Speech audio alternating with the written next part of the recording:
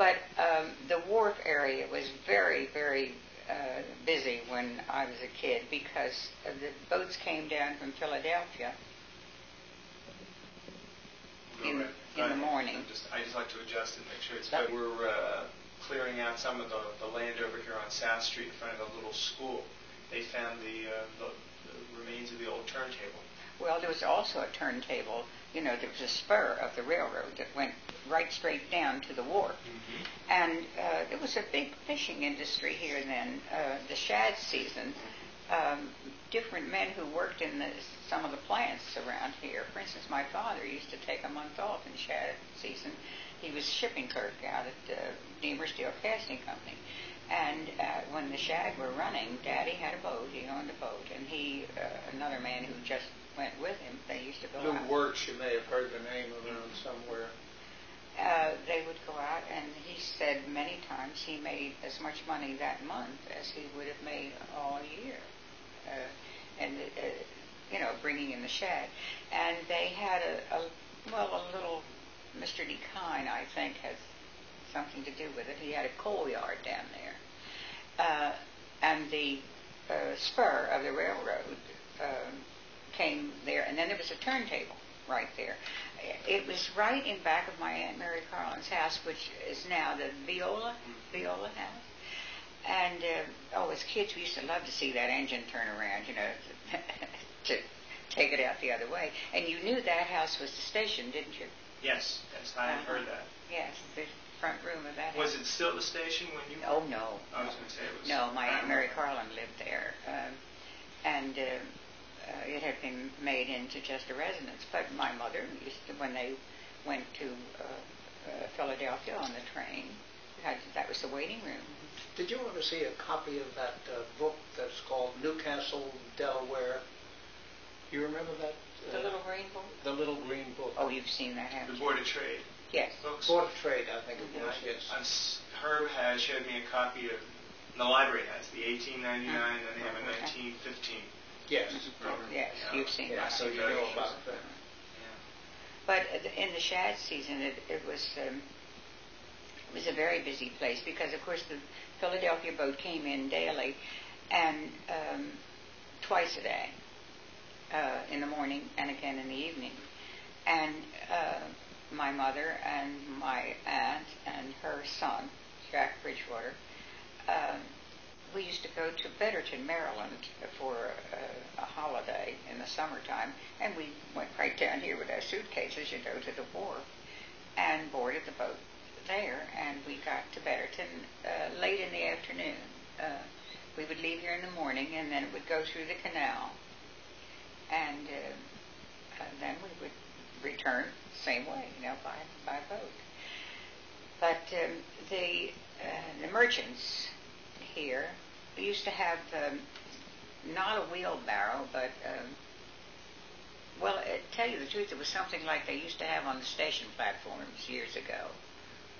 That they would go down there. They called it a hand truck, a four-wheel truck with for baggage. It was they brought the produce up to Mr. White's store. He sold all kinds of fruit. Oranges were not as prevalent then in the stores as they are now, and lemons and things like that. And they would come in by ship because it was easier, I suppose, cheaper, a lot cheaper than shipping them by train. And the Ted Platt, his store, they would go down with that trundle thing, and bring the produce back up. And Mr. Stoops, Mr. Biggs, all of the merchants along Delaware Street got. They all sold, or a great many of them sold coal oil, kerosene for your lamps. Well, that was mostly the grocery stores. That wasn't what I'm talking about. Yeah.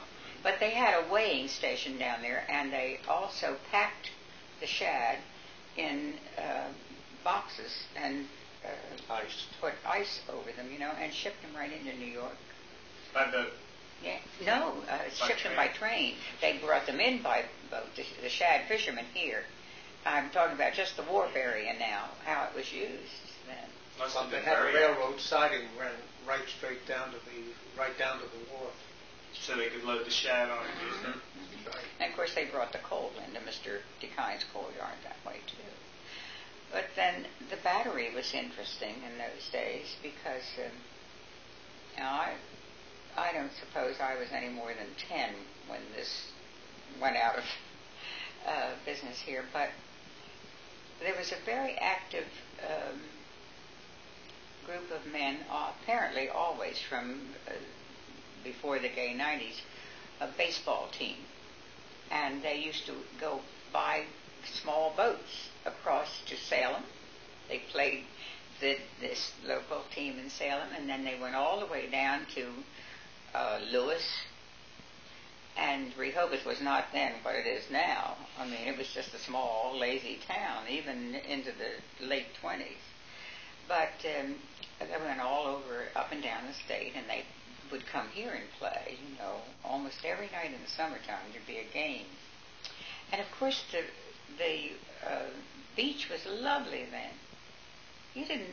Nobody would have thought of going to a swimming pool because you got the paper and you knew exactly when it was high tide, and you simply took your bathing suit and there was no place to change it. You just got in the back of a bush, the girls one end and the boys in the other. Or you just wore it down there. You mean to swim right down here on the Delaware? Sure. Mm-hmm. Right down there. Right down at Deemer's Beach, Not Deemer's Beach, right down at this beach. Okay, where the sailing club is now. That's right. From the sailing club up around, you know how the walk does this and then goes towards the wharf? Well, that whole area was a lovely beach, lovely sandy beach. And, I used to love to have friends come to visit me because everybody loved to just swim in the river. It was before it was polluted at all. And, and when you first came here, the river was still usable. Oh, good heavens, yes. You remember I used to I had a boat. We used to take the boat out and tie it up at the jetty. But I'm talking about swimming. Yeah. Mm-hmm. Well, we'd go swimming out there. Mm-hmm. But there was, in the summertime, there was a pavilion. And they had an orchestra that used to play maybe twice a week, maybe Wednesday night and Saturday night. And it had, on the sides of it, you could just raise the wooden shutters of some kind, and they worked on ropes, and then it was all open. And those people who didn't dance used to go out down there, and you could just stand and look and watch the dancers inside. And this is at the Battery. Yes. It was, that was up near where the playground things for the children was up in that area, because what do you call it, where the people used to sit and watch games? The stadium or the ball field. What? The baseball field. Yeah, yeah. Mm-hmm. And then once a year we used to have always on the grandstand. Grandstand, that's exactly what I was trying to think of. The grandstand. But one summer, they had a man who would dive into a tank down there from, a terrible height. Used to scare us all to death, But he was down there most of the summer. And always on the 4th of July, there were wonderful games down there, the men's clubs around town. There were, of course, the Masonic Lodge, and then the Red Men's Club, and then, there was another one, I can't think. And there was the Knights Hall and the Red Men's Hall. I don't remember which was which. I think the Knights Hall was on this corner over here at 5th and South Street. A great, big, enormous red brick building. Where the old firehouse was?